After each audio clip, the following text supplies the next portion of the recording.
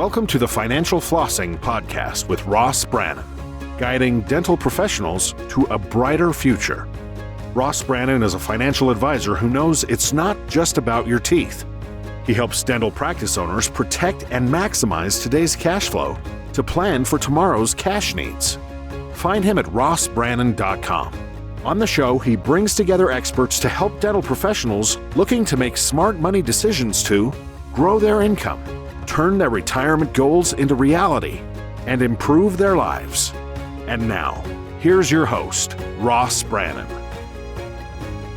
Welcome to the show. My guest today is Eric DeVries. Eric is the founder of RealTime CPAs and the man who recognized a shift coming to the accounting industry. He has over 20 years experience in tax, accounting, and technology with over 11 years in public accounting. He enjoyed his time at Pricewaterhouse Coopers on their national team, creating and rolling out new technology, later working with Deloitte for several years, and then in the tax department with DaimlerChrysler's North America unit for a few years. And then he decided to build a different kind of CPA firm. Eric, welcome to the show.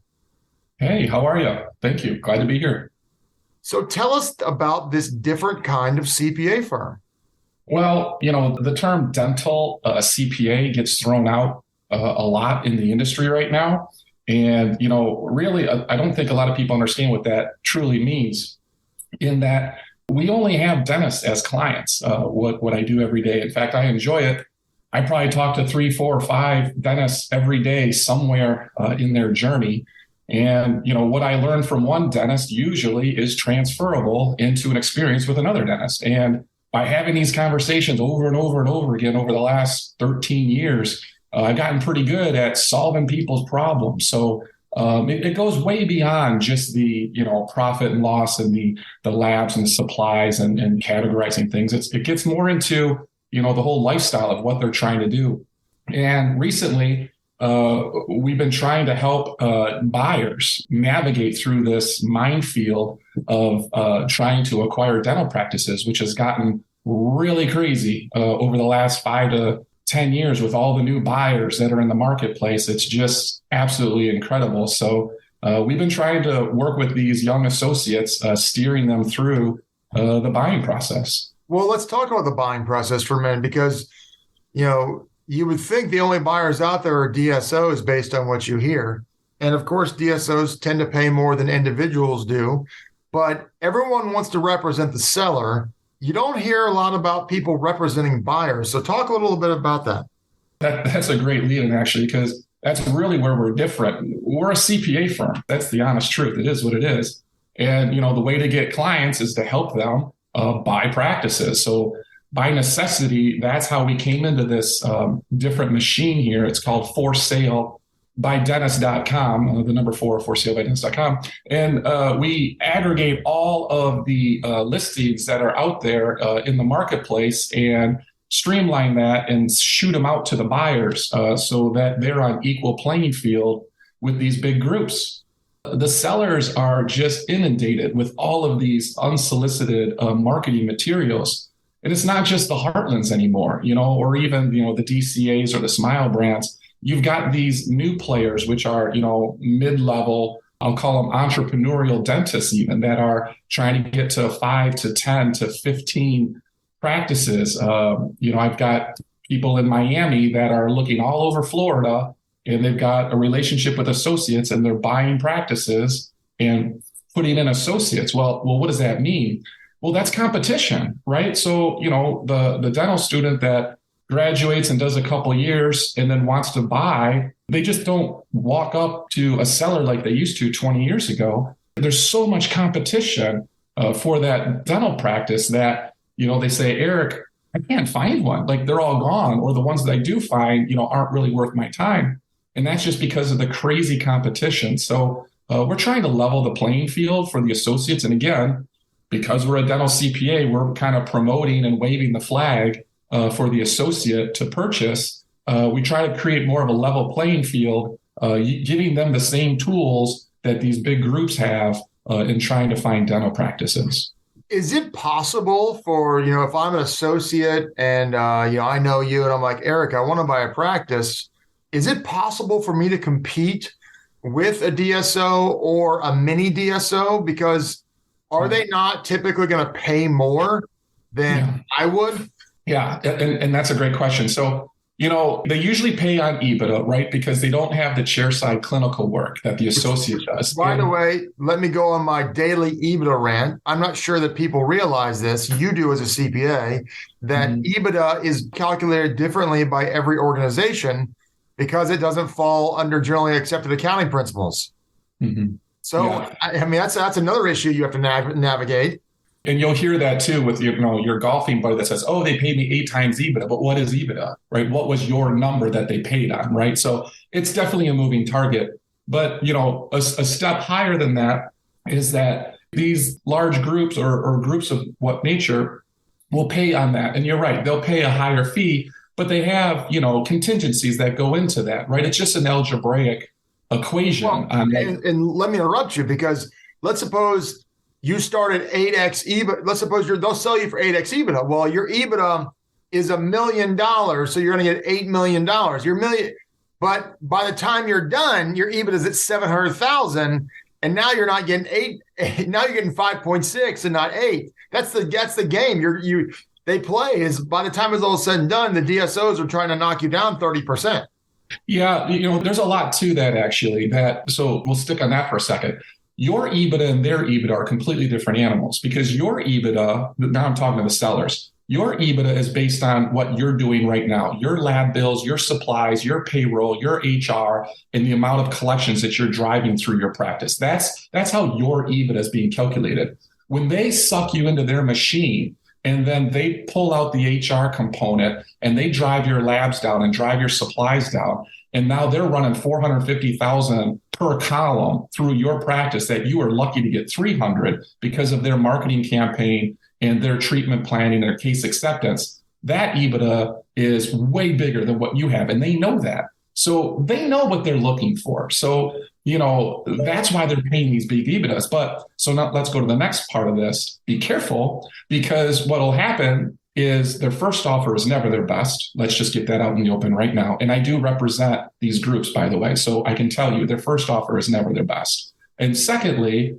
that when you do this, each deal is a snowflake. Every deal is different. Even the Heartlands that have this tried and true, this is the way type mentality, they fiddle with those deals too. Everybody fiddles. And so there could be equity rolls. So your case with the $8 million EBITDA that you're going to get paid, well, maybe only $4 million comes in cash at closing, and $3 million comes in a holdback, and $1 million has to get rolled into equity. So the cash at closing is what you really want to pay attention to, because everything else is, let's just say it's a gamble, right? That is all in good faith on what's going to happen next. I call the rolled into equity number the unicorns and fairy dust number, because they act like it's like you're buying Google at IPO.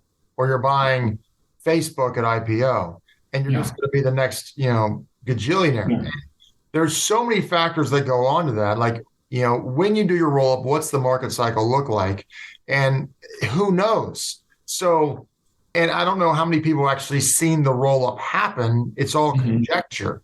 So is that... Sometimes they do. I've got clients that have done very well. I've got clients that have done very well on those. But I've also had clients that are still holding equity, right? And here's the scary thing is everybody's talking about the cheap money that's been rolling around in 2022. And I'm going to put my economist hat on. But with all the new hikes on interest right now, that cheap money is drying up. And all the gunpowder that's sitting on the sidelines right now that got pumped into private equity that they're sitting on that they have to deploy right now, that's all going to get deployed in Q1 and Q2. So there's still a frothy market for the big groups to purchase the M&A side. But predictions are that's going to start to slow down late Q2, Q3 when they burn through all of that.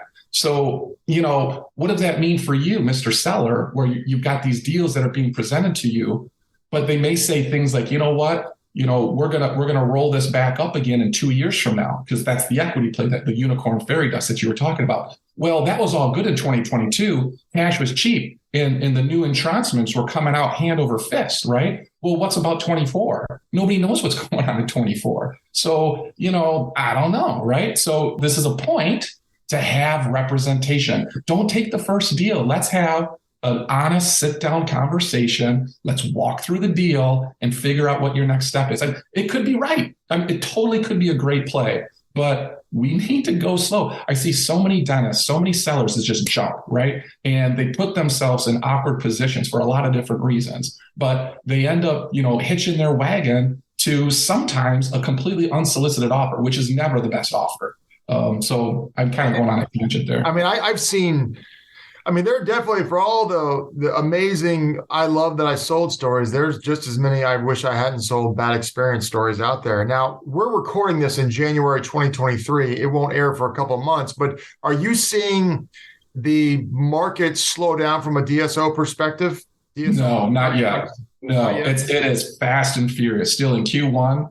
2022 was a record year for acquisitions. So many brokers are driving around their brand new S Mercedes. It's ridiculous. So it was a crazy M&A year, 2022, and it's still happening right now. In certain markets, like there are, what the industry's looking for, right? If you fit that bill, I could move you to about 5 different buyers in about 24 hours. So the market capital is still there. Banks are lending like crazy. Some of the big ones are going all the way up to 100% financing, where in years past, they would start to choke at 80 or 90% of annual collections, 3-year average. But because of COVID, even though that's starting to wane out, they're kind of doing this quasi approach on their averaging, and they're actually, the gates are open. It's not that the banks are getting more tight. The banks are still lending hot and heavy in this space. In fact, one of the big banks just rolled out a new product that is going after the entrepreneurial dentist that I spoke of earlier. Somebody that has a practice and they're going to hub and spoke 4 or 5 other brick and mortars around it. Well, in years past, the banks would start to pump the brakes, those types of deals, because they only liked the doctor that was working chairside in that practice, which had like a 0% fail rate. It is the safest money ever. So the banks, fall all over themselves. But they weren't really excited about that entrepreneurial side. Well, now one of the big banks in the last 12 months has got this new line of credit up to $5 million. So they'll debt console their previous and then give them a line of equity to make maybe 1 or 2 or 3 more purchases, depending on, the strike box of the buyer. So anyway, my point is it's still hot. 2023, Q1, Q2, still crazy hot on the seller market side. So if a DSO is going to pay an 8x multiple in my example, what is a buyer who's an associate dentist trying to strike out on their own? What are they going to pay? What can they pay? Or what can they responsibly pay? And do you have to, because I know some dentists hate DSOs. 100%, yeah. And so do you have to find one of those dentists who is like, I'm trying to pay it forward. I don't want to sell my soul, quote unquote, to corporate dentistry. What's that look like? Yeah, for sure. So I will tell you, I've been doing this for, about 10 years now. And I will tell you, even 4 or 5 years ago, I would talk to somebody. I was like, hey, I got a buyer that's looking, and I represent everybody. I represent individuals, small groups, big groups. I even represented Heartland. All right. So like I do all over. So I call the seller and say, hey, I got a buyer, are you interested? And I would say, these are all your options. And when I got to the group size, like, hey, this is an option. They're looking for a partnership. You'd work post-sale 3 to 5 years. There'd be a little bit of holdback, but it's a great sign. They would just scream and shout, I'm not selling to corporate, those 9 out of 10. 9 out of 10, maybe as early as 4 or 5 years ago. Then they saw the number from the other person, like, corporate. Well, fast forward. Okay, seriously, fast forward to 2022. And I would say, I'm still having these phone calls, and I would say 5 out of 10. 5 out of 10 is a decent number that still say, Eric, I'm not doing it. Like I want to walk. I don't want no holdbacks. Why am I going to sell and work 3 years for 30% of collections? I'm just going to ride it out. And they'll say silly things like, well, I'll just walk away from the whole thing and let it go up in smoke, or whatever. But my point is, 4 or 5 years ago, that number was 9 out of 10, maybe even 9.5 out of 10 would say, no way, not doing it. 2022, it's like 50-50. So my point is, it is starting to come down where more and more, and this is where you're seeing this aggregation of, the aggregation migration is what I call it. And it's real. It's not as bad as vets. Vets are horrible. Thank God you're in dentistry and not veterinarian right now, because the consolidation is at hyper speed. It is hyper speed in that space. But for dental, vets don't make as much money as dentists, which is interesting. No, and all their we're having a hard time with hygiene. I'm really going all over the place right now. We should probably do a tighter job here. But, hygiene is really hard to find right now, right? I mean, they're getting stupid rates up in New York. I've seen like $50 an hour, and they've got these horrible PPOs like Empire. I shouldn't say names right now, but like they're giving like $45 for a prophy. You can't even do it. Well, in the vet space, they can't find lab techs anymore, right? So that they're stuck, right? Because they're all going into, nursing instead of vet. I'm getting off track. But my point of that story, though, is that, yes, you can still find 50%, I would say 50% of the people I talk to still don't want to deal with DSOs. So there's still a lot of runway. Is it because they don't want to stay 3 to 5 years, or is it because they just don't like the whole concept of depends? Yeah. So now there's a pie chart, right? So the first thing is, let's just chop the pie one time. And my first chop at the pie or the cake or whatever you want to call it is, will you sell to a group or not? Right. So that's the first cut. And I would say that used to be 90% said no. And now it's kind of 50-50. But of that 50%, like what's the real reason was your second question. It's a handful, right? Some of it's like you got to remember these sellers, this is their baby. Like they built this. They have so much pride in their practice that for them to give it to somebody else and let go of control, but still have to be there, it's kind of a tough nut, right? For some people. So there's that. There's the equity play too, where, the game for the DSO is to buy as much EBITDA for the cheapest price.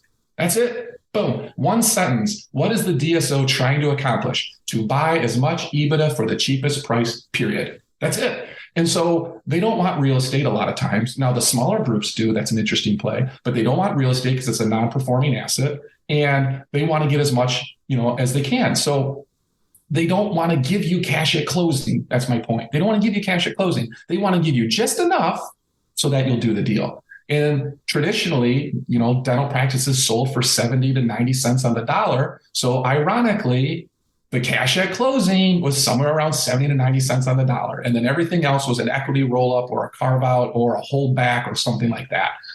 Now you're seeing dental practices actually increase. So this is valuable to the seller side and just a piece of information for the buyers. Those 70 to 90% collection practices are now going for 80 to 100. It's going up, right? And people are like, well, that's crazy. But when you look at everything else, like, again, veterinarians, they're doing 110% of collections, 115% of collections. CPA firms like myself, we're doing 100, 110, 115%. So these service-based industries are already at 100, 110, 115. Dentistry, for whatever reason, has just been lagging, right? Well, the secret's out. Like everybody knows they're the belle of the ball and they're chasing EBITDA. So these prices are going up. They're not going down.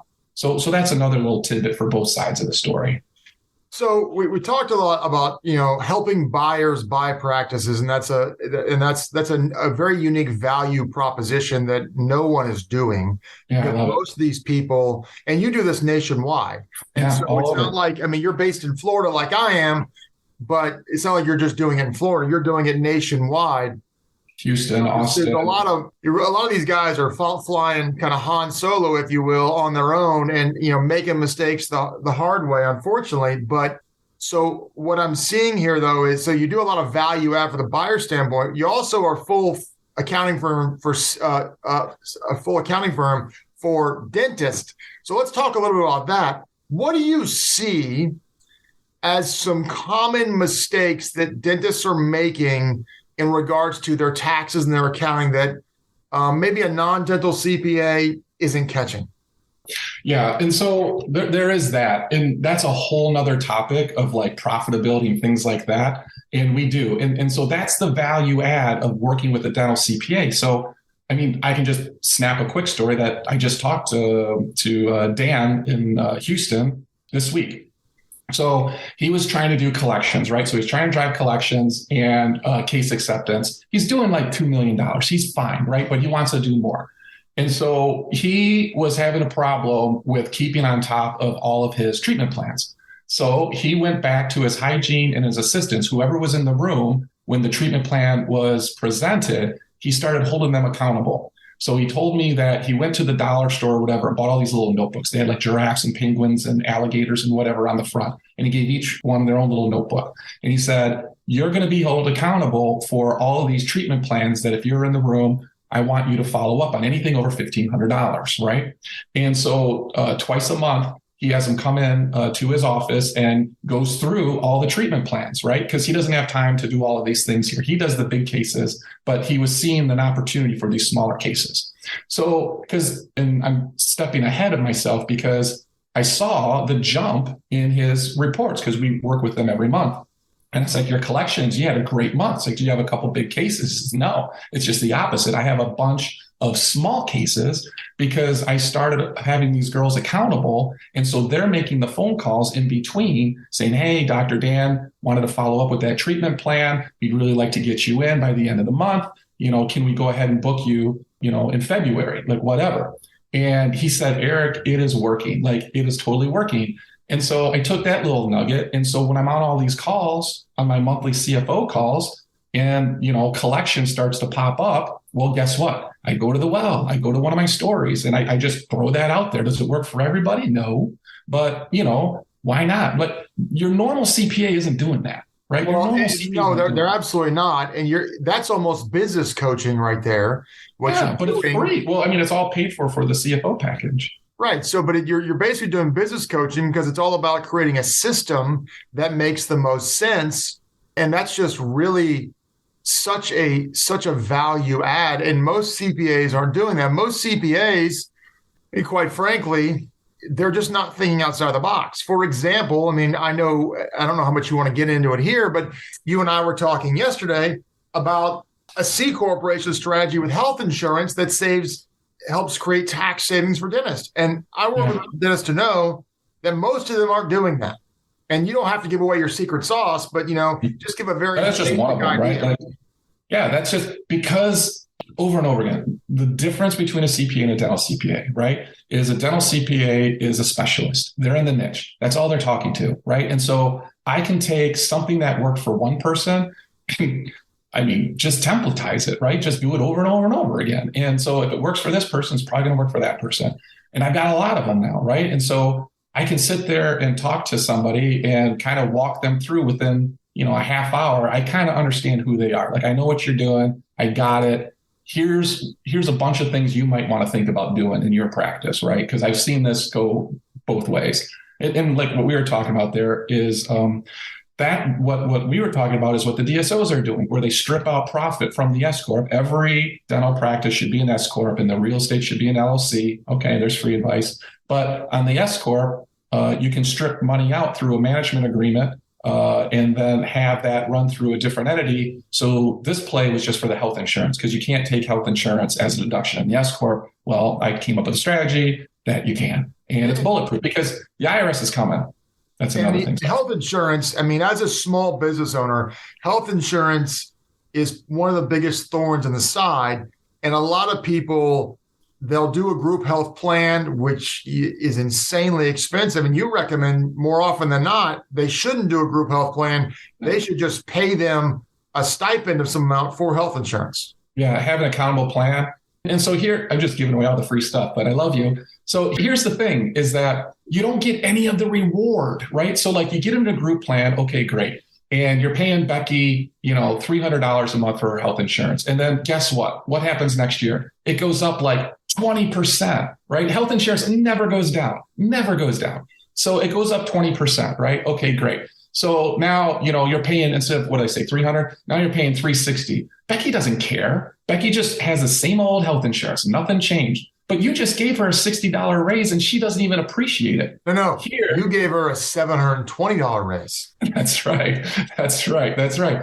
And so, okay, what if we do it the other way where we say, you know what, Becky, you go ahead and get whatever insurance you want. Okay, that's fine. I'm going to set up an accountable plan, which is okay with the IRS. You got to do certain things here. And just a quick pause. Everybody, please start papering your transactions because the IRS is coming. 87,000 people, that's real. I spend time on the website. You can't click 2 pages without a job fair of them trying to hire people. So all the stuff that you've been burying and getting away with in the years past, I'm just saying you might want to slow it down or at least paper it, right? So we do the accountable plan. We paper the transaction. We say, Becky, I'm going to give you, let's go the full 300. I don't care. So we go, Becky, I'm going to give you $300 a month and you buy whatever insurance you want. The only thing you have to do is show me an invoice every month, and then I'll throw it right in your paycheck, and it's a fringe benefit, meaning it's tax-free.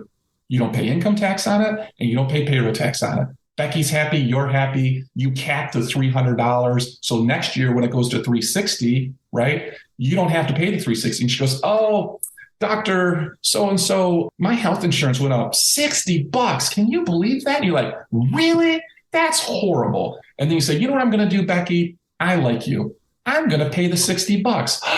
Doctor, you're so great. So you got at least the attaboy if you're going to do it. Or you can say, Becky, I'm so sorry. That stinks. I can give you $20 but it's up to you, right? Like you. It also makes them, like if they're going on the Obamacare healthcare exchange, all of a sudden now maybe they're not buying that silver plan. Maybe they're buying the bronze plan. They now have, now they're motivated to make a decision instead of just being entitled.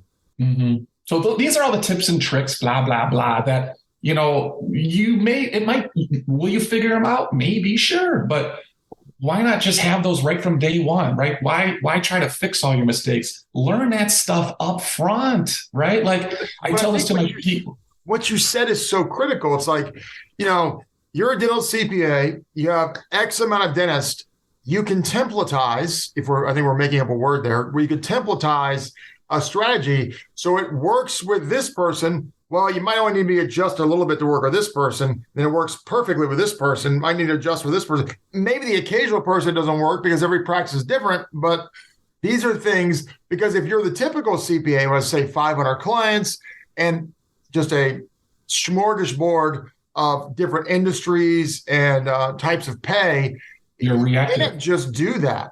I mean, that doesn't work that way. And so your specificity working with dentists has allowed you to be more efficient and knowledgeable in your planning. Yeah, it's gotten me into like weird stuff, right? Like I'm really in the weeds, not because I want to. It's just I listen. I'm listening to them talk. And what about this? What about that? And I say things like, how did you fix it? Like, you tell me. It's like, oh, I did this and it went fantastic. It's like, what was that vendor again? And I write it down, right? And then I talk to my next guy. He's like, oh, I know who you should be talking to. So let's say, let's kind of talk a little bit about all right, so you're a dental CPA. You talk about the CFO package. Talk about all the things that you do or can do for a dentist. Like, what are some things? Because people hear CPA, oh, he does my taxes. Oh, he might do my bookkeeping. Talk about all the things that you do. Yeah, I try to keep it really simple, right? The McDonald's of the world, just like a few products. So I focus on, and really this is self-serving. I created that whole for sale by dentist as a sales funnel, right? Because I want dental clients. That's all I work with now. So I created this machine to help buyers find their dental practice. So we created this really super affordable, it's $7 a week, and it gives them every practice that's out there in the universe. We scrape over like that. You're telling me $7 a week. Yeah, it's super cheap. I get an online database of every practice. Every Wednesday at midnight. All the listings that just popped up in your state go right to your email, so you don't have to search for it. It's like, bing, this is everything that's looking for sale this week. So it just aggregates from all the sources on the internet. Yeah, we got a team that does that. But now they're fishing, right? So now I'm trying to get them a dental practice, right? So that's a no-brainer. And then if you want to keep up with the big boys, with the groups and the DSOs, we've got a proactive campaign. So we'll send letters out to, these are deals that don't even exist yet. These are doctors that are practicing in a targeted area. So Tucson, Arizona, we've got a client, Tucson, Arizona. So we'll send out 100 letters just like the DSOs do. And then we'll cold call just like the DSOs do. And it's all on behalf of that buyer, right? So we try to get him or her a practice that way. I think that's like $350 a month. But we don't make any money on that because we actually spend money on the mail, and we actually do social media blasts too for them. So they look just like the real guy. And we spend that money in advance because we're playing the long game. We're trying to get them as a client. And then once they find one, we have a buyer represent. This drives me crazy. So this is the problem with buyers, right? They're young, they're novices, they don't understand business, and they're penny wise and pound foolish. So I just got off the phone with a guy, Bijan, great guy. And so I walk him through everything. He's got this practice he's looking at. I'm like, yeah, okay. And I explained the buyer rep where it's like, it's usually $3,000 to $5,000 for somebody like me that's really experienced to walk them through, introduce them to everybody and get them across the finish line. But I don't do it like that because I know he doesn't have the money. So I say $500 a month, super cheap. This way, you've already found the practice. It's about 3 months, $1,500. Good for you. You got me at half price, right? He says, okay, that's great. And so we hang up the phone. I send him the letter. Everything's great. Don't hear from him. Then I get a call from the bank, and the bank says, hey, are you working with Bijan? And I says, yeah, great guy. He gets it. We're doing, I'll help you out. I said, did you realize that the practice that he's looking at, collections dropped from 750 to 600 in the last, 12 months? I was like, no, you didn't tell me that. But he was supposed to give me the documents. I'll take a look and I'll give him a hand. And so I sent him an email. Says, Bijan, I just got a call from the bank. Are you sure you still want to do that asking price of, like 500 for this? And he said, yeah, I'm okay. I want to use your services after closing. What he was telling me was that he got it, but he didn't want to pay the $1,500 until he closed. And here's the kicker. This is not a $500,000 practice. He has so much leverage with the price dropping. It is a no-brainer. I could come back to that seller and say something like, the CPA looked at these. He doesn't see how it's a great practice, but, this is really a 450. If I wanted to go super cheap, this is a 450 practice, not a 500. And you know what they're going to do? They're going to meet me in the middle. You know what? 475, let's just get the deal done. That's 25 grand. That's 25 grand. But, let's save $1,500 so we can spend 25,000 more. I get this all the time. And this is the problem with my buyers is that they're green. They don't understand you need that team, around you. We're talking tens of hundreds of thousands of dollars. This happens all the time. I'm going to ask a question that the listeners may not like it because should you increase your prices so they actually start listening to you more? That could be a comment. I play the long game though, and I'm an educator at heart, honestly. I'm doing very well. I've got a big house on the river. I got my family in the car. I don't need them. I take the money. I don't need the money. So this is a game for me. I really enjoy my life right now. And I love doing this. The more people I can talk to and try to get it where the light bulb goes on, bink. Oh, okay. That makes sense.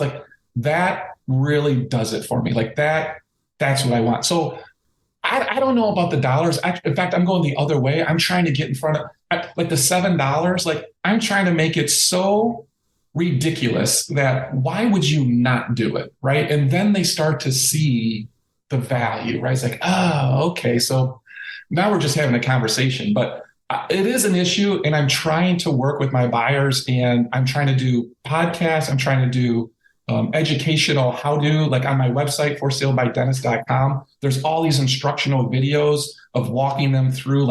I'm writing a book, The 7 Big Mistakes when buying and selling dental practices that outline what's happening. This is real life examples. And I'll say 1, 2, 3, 4, 5. This really happened. This really happened. Houston, Texas, Sarasota, Florida, North Carolina. So you've talked about what you do for dentists in the buying process. If I'm your dental client now, or if I was just switching CPAs, and I said, hey, I didn't have a dental CPA, I want a dental CPA, or I had a dental CPA, I don't like him for whatever reason, I want to work with you, Eric. What type of services are you offering? You mentioned a virtual CFO. Talk about all the offerings you have there. Yeah, 3. So I go 3 on the buyer side and 3 on the other side, right? So I try to keep it simple.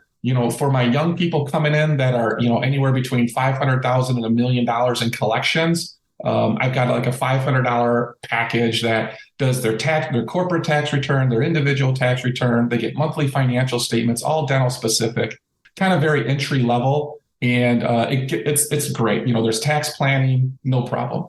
And then I've got the CFO where you get me. That one, you really don't get a lot of the high level stuff. It's more generic, just really your tax returns, but it's done correctly and it's good.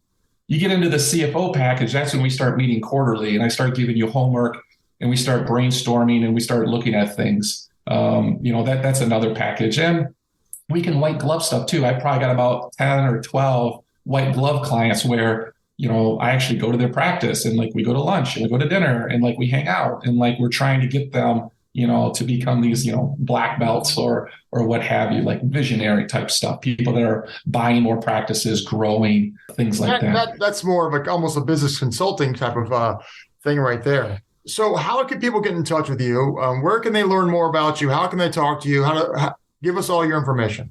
Yeah. So the easiest one is RealTime CPAs, RealTime CPAs.com. That's all of our dental CPA side of the house. And if you're buying or selling your dental practice, that's transaction. So that's over here. And that's forsalebydentist.com, the number 4, forsalebydentist.com. That's the easiest way. And yeah, just look, my whole life's on the internet, it seems like. So you can Google me, Eric, You can schedule off your website. You can schedule a meeting right off the website. So it's super easy. Yeah. Are there any last parting thoughts you might want to share? Yeah, just, educate yourselves, right? Do these podcasts. Like, this is fantastic. Like financial flossing, like this is great. Just something in your background, take nuggets, think about them, and, be smart, right? Educate yourself and make good decisions. That's all. That's great, Eric. I really appreciate you coming on today. This has been a very enjoyable conversation. Great. I enjoy it too, man. Thanks. Love you. You've been listening to the Financial Flossing Podcast with Ross Brannan. This has been another episode of Financial Flossing with Ross Brannan, guiding dental professionals to a brighter future. If you liked what you heard, consider subscribing wherever you listen to podcasts. For more on Ross Brannan, visit rossbrannan.com.